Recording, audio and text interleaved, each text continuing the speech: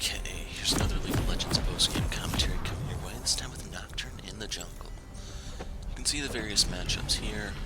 I'm Nocturne against Shaco, we have Caitlyn partnered with Blitzcrank Bot against Ashe and Soraka, Lux mid against Katarina, and Aurelia against Renekton.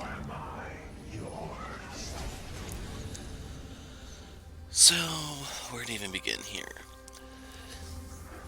The Katarina, I don't believe, gets interrupted by Lux's snare, and unfortunately she gets Shinpo so early that it's not a very reliable lane to gank. On the other hand, the Renekton, despite him being somewhat beefy, Aurelia and I can kind of cut through him. The only problem is he can stack armor, and that becomes a little bit problematic. As for the various moves, hopefully by default, what I'm saying here tells you that there's going to be a lot of action bot lane here. As for Nocturne's moves, passive is Umber Blades. After a period of time, your next auto attack will be AoE, deals bonus damage, and heals Nocturne for a very slight amount, 10 hit points, with that 10 never changing. If Nocturne were to seriously get a buff, the passive is where I'd start. But otherwise, I'm pretty satisfied with where the spook is overall. Your Q is Dusk Trail. This is a very important move in this game. You'll see what I mean, especially near the end. Right here I'm telling Blitz don't spend too much time bot, because that's the mistake I see, or don't spend too much time at blue. Because that's the mistake I see Blitzcranks make more than anything. They spend too much time screwing around with the jungler early to actually accomplish anything worthwhile. They spend so much time there that they actually lose the bot lane single-handedly because of it. And I basically don't want that to be this type of game. The other thing that he has to keep in mind is Shaco needs no leash, so if all you have to do is toss the ward over the wall if you didn't see Shaco or boxes, then don't even waste time, just go bot, try to kill Cade. Or not Cade, Ashe. Hopefully he doesn't kill Cade, but some blitzes do that. Anyway, your Dusk Trail. It gives you the ability to move through units, as you can see right there. It gives you additional AD to help your clear. That's why I run attack speed on Nocturne, because you use the Dusk Trail for free AD. You get a better stat return, I think, by going for attack speed early. Going for the Scuttle Crab because I have the Golem stun. I took the W at rank 2 to give me a little bit more attack speed. Once again, played into that whole free AD aspect from the Dusk Trail. So right there you can see Shaco.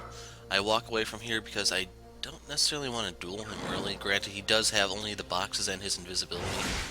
You can tell he wanted to try to ambush me at red. It's just, since I got a leash, I was able to take that with a good amount of health left, and it was at a decent rate too, because Nocturne's all about free stats. You get the healing from the Q, or the passive, the AD from the Q, attack speed from the W, and E is his CC. Not to mention R is his gap closer. Really well-balanced set, if you ask me. Anyway, going over the W, that is your Dusk Shroud, or Shroud of Dusk, something like that.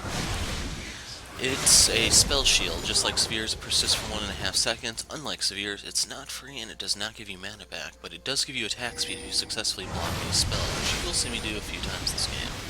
Once again, this ties back into the whole free stats for Nocturne thing. Your E is Unspeakable Horror. It's Nocturne CC. It's a tether type move that does damage the longer it exists on the enemy. The enemy has to create some distance to break the tether to stop the CC from proccing, otherwise get attacked easy. Once that fear does proc though, then Nocturne gets movement speed when racing towards said target. Like I said, it gets all these free stats with the E being movement speed. The duration of the fear will scale with the rank of the move. Like right here, I was wondering, can we get Renekton? I opted not to try it. I could attack the Skull Crab for a few seconds to increase my healing, but it's just not worthwhile. Aurelia is still under tower and everything. At this point, I'm kind of resolving to just become active at level 6. I am going to be going Devour, even though it was recently nerfed. You'll see how everything plays out when we get there.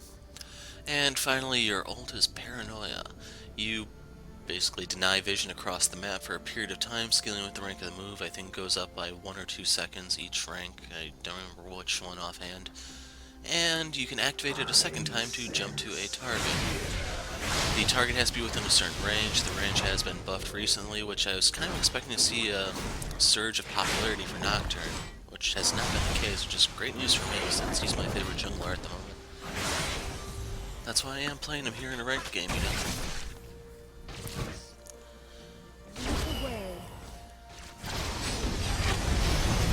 So right here I got to absorb a good portion of Soraka's mana, which is the important thing. Without that, she can't really harass, she can't heal herself, and it's just more pressure for Kate.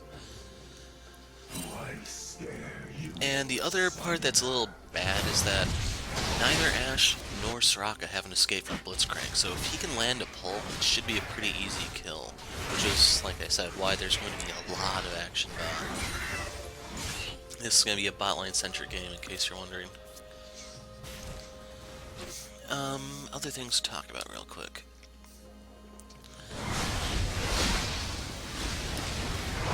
The Shaco is going to get a kill on me in a moment. He still has that whole thing about winning early, falling off like a brick late. And the reason why I said the dust trail is fairly important in this game is if I can hit him with it, even if he stealths away, the dust trail will tell me where he is. And I'm going to use that to kill him. Not necessarily just yet, but that's pretty much his biggest weakness, I'd say. As for right here, I can't exactly take the grump, and I was kind of curious how the whole patient system worked. But I can go ahead and help myself to the Scuttle Crab. For some reason, Shaco doesn't really seem interested, and as a result, no one's killed it yet. It was just free gold in the river. Anyway, with my smite up, I can go ahead and take this. The smite will give me the toadstool buff to help take this. It does a nice chunk of damage to pick the thing off in the first place. You can see that while it does come a tad close, I had everything under control. Right there we can see Shaco, and that was my clue that he's probably going to my red buff, because if you look at the timing, I was expecting to run into him there, but he's actually going to go bot. So right here I'm getting my usual pink ward early so that we can get a nice solid piece of vision somewhere in the river. Usually I like to put that on the rush that's still on my side. It's going to be on the top half of the map here. For the red team, it's going to be on the bottom half. And right there you can see Shaco.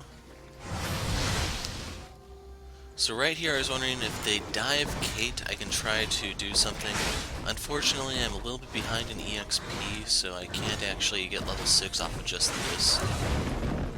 But I can go ahead and get the, right here, Shaco. So not necessarily much I can do about that, but I'm going to be getting the clown back, don't worry.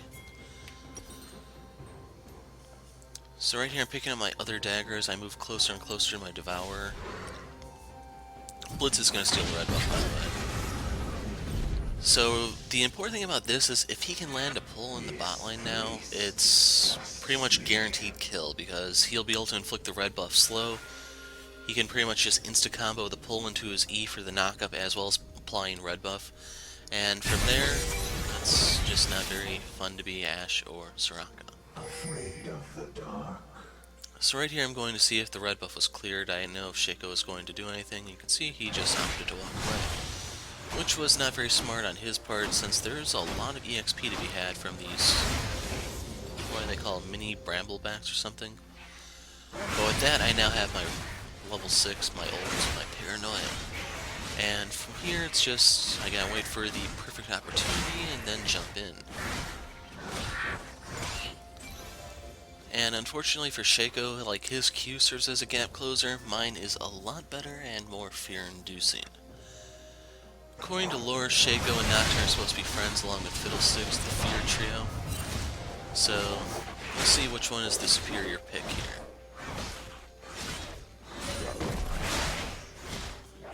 Since the Lux is doing fairly decently and she doesn't have a lot of mana regen just yet, I figured it'd be best to give her the blue buff. Granted, that will deny me 10% CDR, so it would help me just due to being able to spam my spells a bit more, even though you don't really have to as Nocturne. Once you get a couple items, you're pretty much golden. The main thing is just the CDR for my ult. Since it starts out, I believe, a 3-minute cooldown, just like the Karthus Requiem and the Shaco Wish. It might even apply to Can Barrage and Grand Skyfall too, as well as I know, since the globals are really, really highly priced, but totally worth it.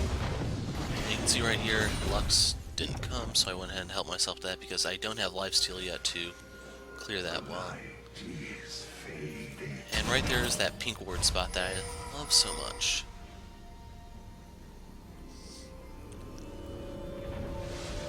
So, the way our wars are set up, we got to see Renekton trying to do something sneaky, and as a result he just wastes his time, which is one of the absolute worst things against Aurelia. Since Renekton, just like Shaco, falls off like a brick late, him walking out of that lane is absolute worst case scenario.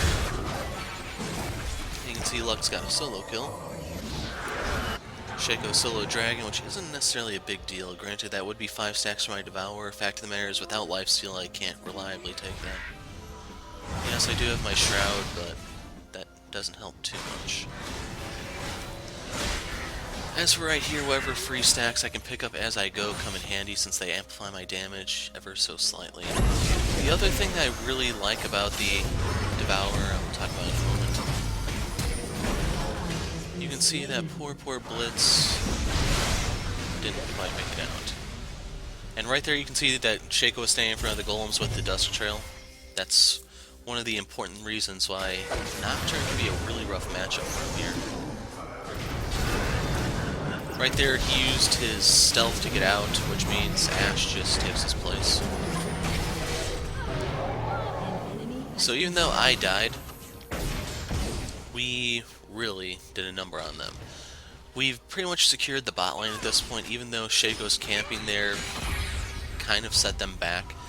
Right here, Kate is going to get some solo time down there, since Blitz died, if you remember. You can see that he's actually on his way back just now. She might be able to get a partial level advantage over Ashe, and from there be able to dominate a bit more. It's just, there's a bunch of ifs here. The thing is, just depending on how Kate plays this, we can definitely come out ahead. If you look at the item builds, Ashe has the Vamp Scepter and the Avarice Blade, while Kate has the BF Sword. That's what I mean by there's quite a few things that can come into play here. Are you my nightmare? So while I wait for my ult to come back up, I need to stay farming. You have to keep generating gold and EXP, otherwise you fall behind, as simple as that. So I went ahead and took the golems. You can see that we lost Kate, but we're going to kill Shaco. And I went ahead and killed his clone too, just for the 25 gold. Greedy, kind of, yeah. But right there I managed to pick up the blue buff that I lost to him in the first place. Remember, he got away since Cat blocked the ace in the hole. And I also got some stacks off of him. No, I think kills are only worth 1. They've changed the Devour so much that I don't really stay up to speed on what all changes. As of this patch, it's not like it works for ranged characters just yet, and as of the time this video was recorded, I don't even think Kindred was out, so I didn't have to worry about that.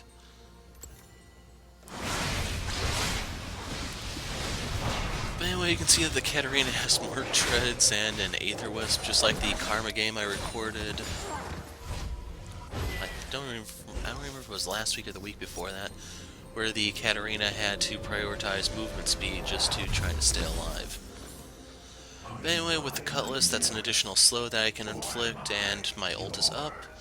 The red buff is up, so once I take the red buff, I'll have 3 different slows at my disposal to go bot.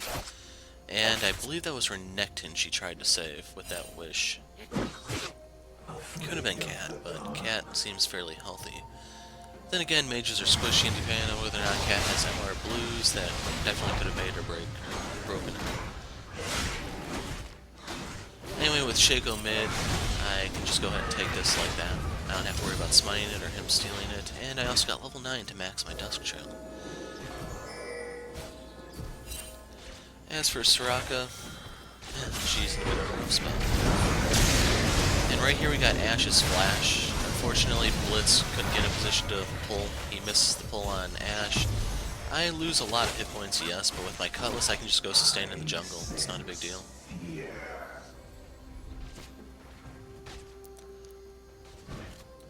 So once again, we're kind of forcing them out. You could say, argue, Soraka brings enough sustain to where that's not too much of an issue, perhaps.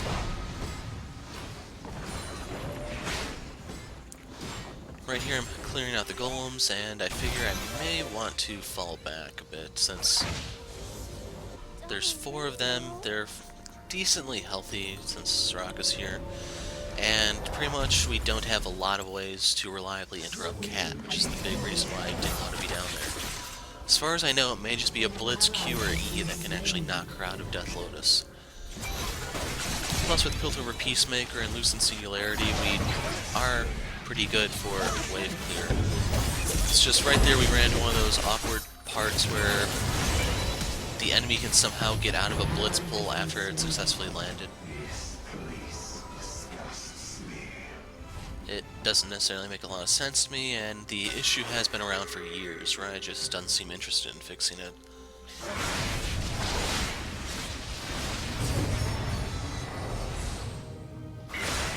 Are you getting tired yet?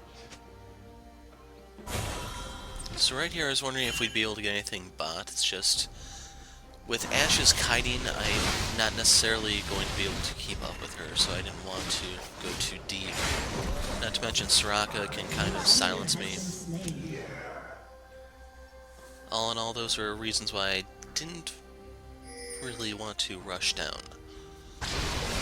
Plus my ult will be coming up shortly, so I just need to keep getting some more stacks for the bonus damage, and we can make a play off of that. Do I scare you, summoner?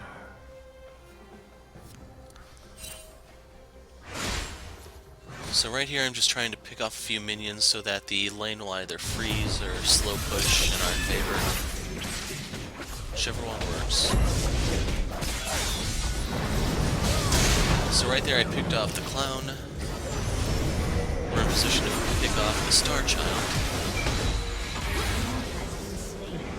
And we could steal the blue, but I realize I have Smite coming up. There's no reason to stall, the clown is dead. So we help ourselves to the dragon.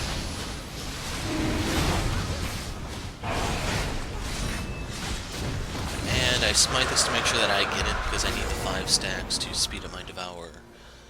I can't even count how many times I've been screwed over from that just because the dragon leveling up or some crap like that. Right here you can see that I used the Dust Trail to soften the wave so that Lux can pick him up with a single Lucent Singularity. And from here I wanted to give the impression that I was going into their jungle to perhaps spook Shaco, but in reality I wanted to go back so that I could pick up my recurve bow, and I believe I also upgraded my trinket here. Okay, I went for the boots and the recurve bow. So the reason for Ninja Tabby, Ash, Shaco, Renekton, all AD right there. It's not going to give me much protection from Cat or Soraka, but the Cat is not doing that well. Luckily, our Lux is pretty smart. She actually knows how to play that lane, and she knows some caution apparently, since she's definitely able to poke out the Cat from safety and just make her all around miserable.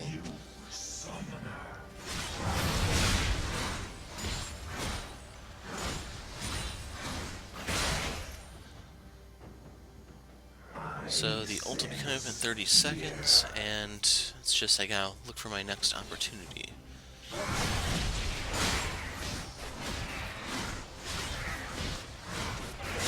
Afraid of the dark. So right there I'm messing with Lux a bit. For those that aren't aware, Soraka's E is a silence. That's my reference there. Killing spree. And yeah, there's a lot of action around Aurelia for now.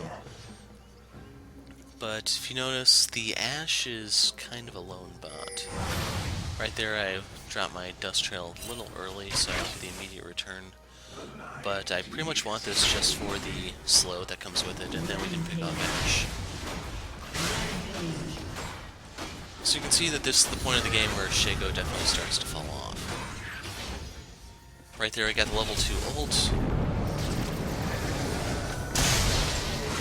And right here I try to give it to Kate, it's just it gets a tad too close for comfort. Yep. So right there Kate wants to finally take this tower, I'm on the same page as her, and it just goes down that easy. So global gold for everyone, and I get to help myself to a pink ward. Now as for right here, Kate is staying really far forward for there being a Shaco on the field. She is safe from the crystal arrow because that went off right before I ulted, so we don't have to worry about that. It's just the clown is more of an issue since he's not opportunist. But you can see he chose his opportunity in Lux, and now we have a bit of an issue mid. The Blitz is in no condition to fight, but Aurelia and I can definitely cause some problems for them. So the game is more than half over. I don't even have my Devourer yet at the 20-minute mark, but I have had somewhat of an impact in the game, so I can't really complain. It's better than AFK farming in my opinion.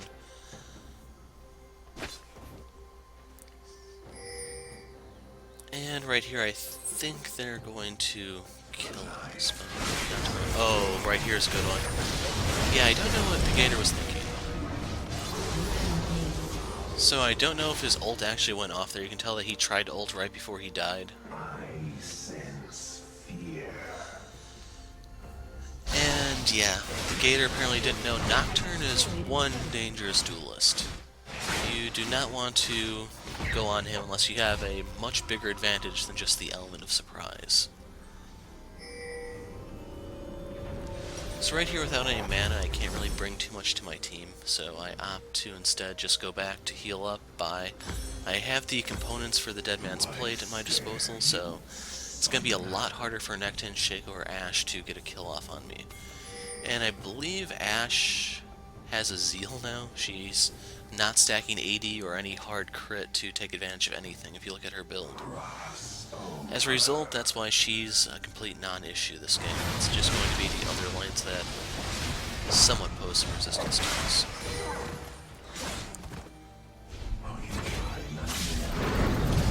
So, unfortunately for Shaco, I arrived in time to save Blitz, and I don't believe the Shaco ult actually will break my tether, just like Troll Pull and Troll Pool won't. And fortunately right here with all of them, there wasn't much I could do, but the thing that was important is that I pulled the volley my way. Had Ashe actually slowed Lux, they might have been able to kill her. Instead, I have to settle for skinning the Gator once again, and without another slow at my disposal, there isn't really anything I can do to catch Cat. I have no Gap Closer, no Smite, no Blade of the Rune King. I have the red buff, it's just I don't have any sort of movement speed to close the gap just yet. You have to remember, Cat went for the Ludens first, and she has her tier 2 boots, so she's fairly quick. It's not until I get the Dead Man's Plate where I can actually keep up with her. But anyway, my Devourer is complete, the Dragon is coming up, and this is not really something they can afford to contest. You may argue, well, they're only down their top lane, the thing is, their AD carry is so far behind, I wouldn't even count her as a player on their team. So as a result, we just have to worry about Shaco, Soraka, and Cat. And we can deal with Cat as long as Blitzcrank is there. So there was a box dropped in the brush by the ward, if you can see. We're going to have a fight at the blue buff that's going to get us killed. All things considered, I probably would have left this alone. And it would have been a lot better had I just smited this and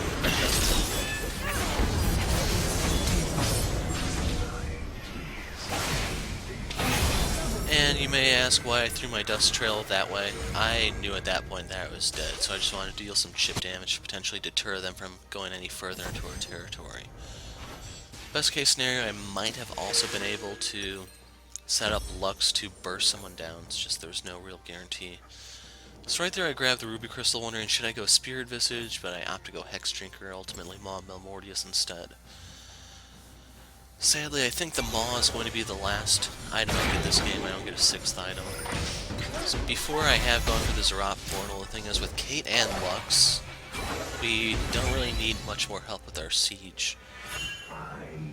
An Wrecker wouldn't actually be that bad because we could dive. Aurelia and I are pretty good at doing that. Not to mention Kate and Lux can actually provide support fire from a distance, so there's that. As for right there, I help myself to Cat. I pick up double buffs as a result. And right there I set up Kate to execute Shaco with my Fear and my Blade of the Room King. So right there I use Spell Shield on her volley. Unfortunately, Soraka is going to stop me from actually going full on for the Ashe. In case you're wondering why I didn't dive, Soraka has her heals. By cutting down Ashe, that would speed up Soraka so she can get in there and cast heal. Has a low enough cooldown for her to spam it, and there's no guarantee she does not have Wish at the moment, so trying to dive that would just be a mess. But as a result from keeping Ashe and Soraka down here, Aurelia and Kate were able to go ahead and take the mid lane inhibitor. Ashe wants to pick a fight there, but it's not something they can win. So I show up here just to help escort my ladies to safety, and there's not much the enemy can do. So I can't actually see Ashe's inventory on that small icon. I can't see if she actually has her IE or not. But at this point, it's just going to get rougher and rougher for the enemy. My objective right here is just pick up the Hex Drinker so that I have the shield and potentially bait Cat.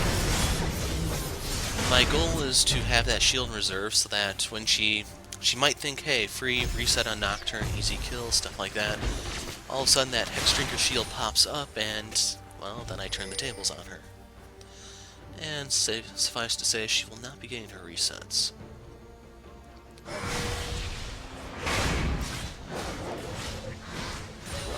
But anyway, I'm still farming here and there wherever I can so I can pick up more and more EXP. I ultimately want to get the 3rd rank in Paranoia so that I can ult more often and for greater distances. And right here I was hoping to duel Shaco, but he backs off. Right here I'm just trying to thin out the minion wave, which is why I'm falling back as I attack them. And Shaco just pieces out entirely, which is a bit disappointing right now. But instead there's all this EXP for me to collect. I opt to leave the 3 ranged minions there so that I can go help Lux with this. I can help her take this without taking too much damage. And you can see that I don't take a lot either because she was kind enough to shield me. But my ult is up, and right here we just gotta find the perfect opportunity. Cat and Shaco are hard to ult to because they do have escapes. If they pop them too early, then the escape is meaningless. It's just, I have to figure out who's the best target at the time. And right here, Blitz pull into my Fear, sets up the Renekton for the execute. Lux does ult, but her ult has like a 30-second cooldown, so it'll be up when we need it. Right there you can see Renekton's throwing in the towel, can't entirely blame him.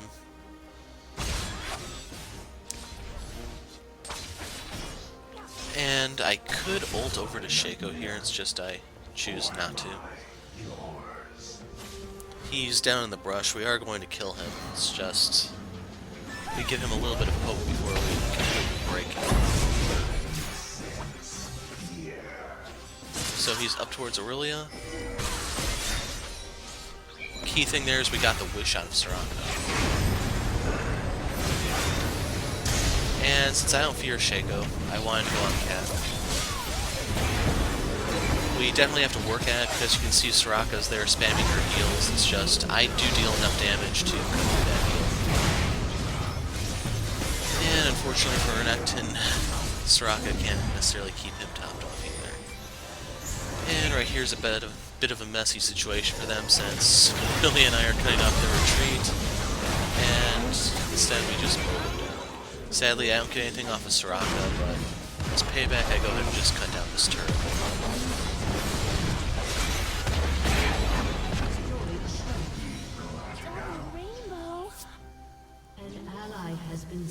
So we lost Kate to Shaco. You can see on the minimap where that green dot is. I actually can't see it on my screen to know where he is.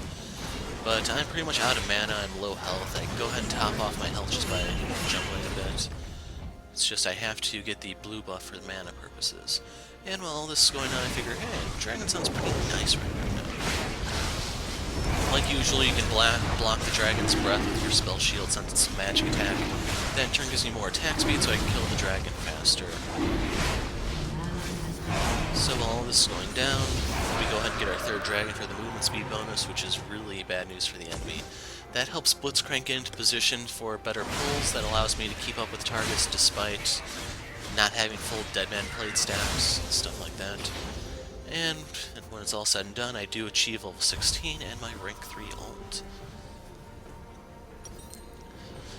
So right here I was wondering, should I just go Hex Drinker or Full Out Maw? And when looking at my options, I do go Full Out Maw.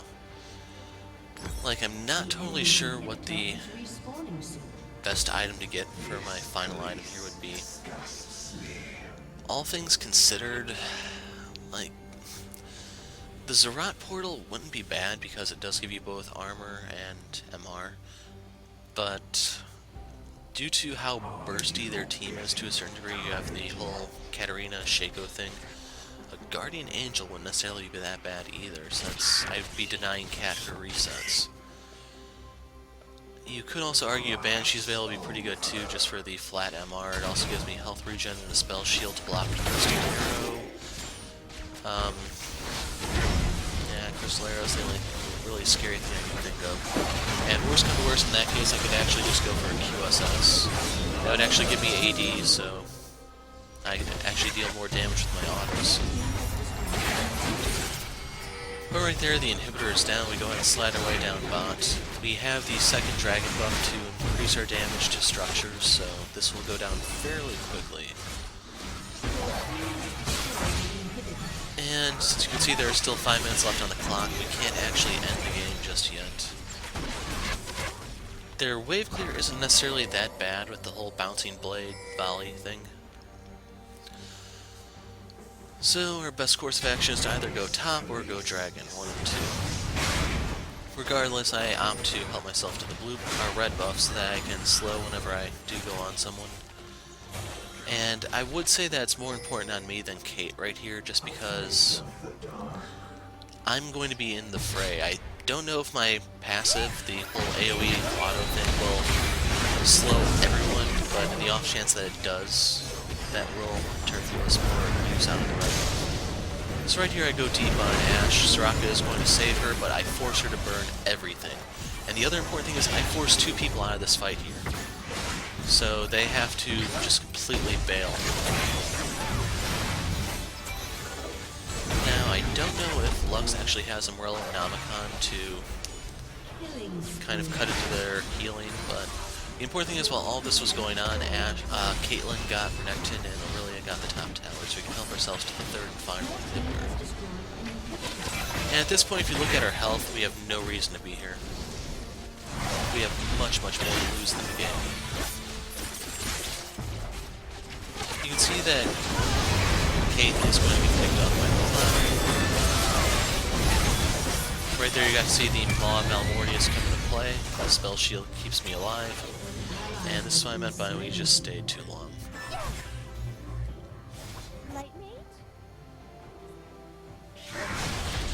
At this stage of the game, I have more than enough defensive stats, AD, lifesteal, to sustain off the jungle camps with ease. And right here I want to take the Skullcrab just in case they want to do Desperation Baron, because if you didn't notice, all of their inhibitors are down, so we have the double super minion spawn. Basically, if they want Baron, this is their only chance to get it.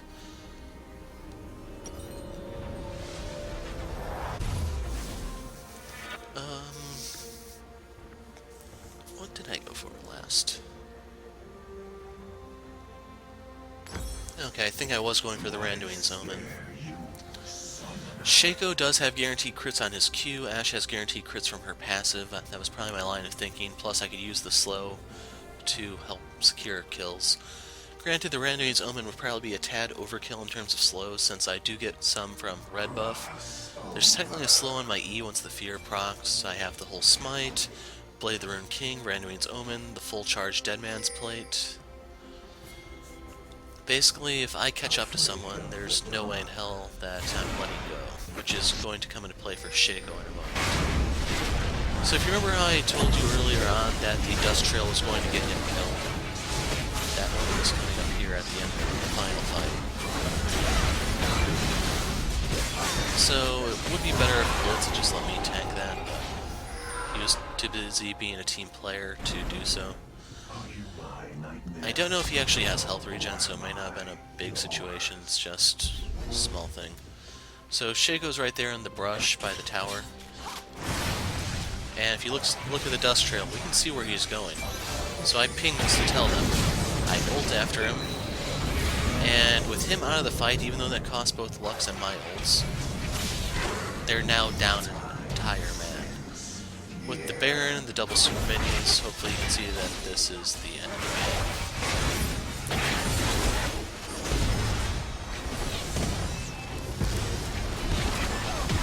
So like I said, Dragon 2 means we have the structure damage bonus. We can go ahead and just melt these towers like it's nothing. I managed to pick up the kill on Nocturne, and now we just gotta cut through their Nexus. So, Nocturne right for you guys. Light.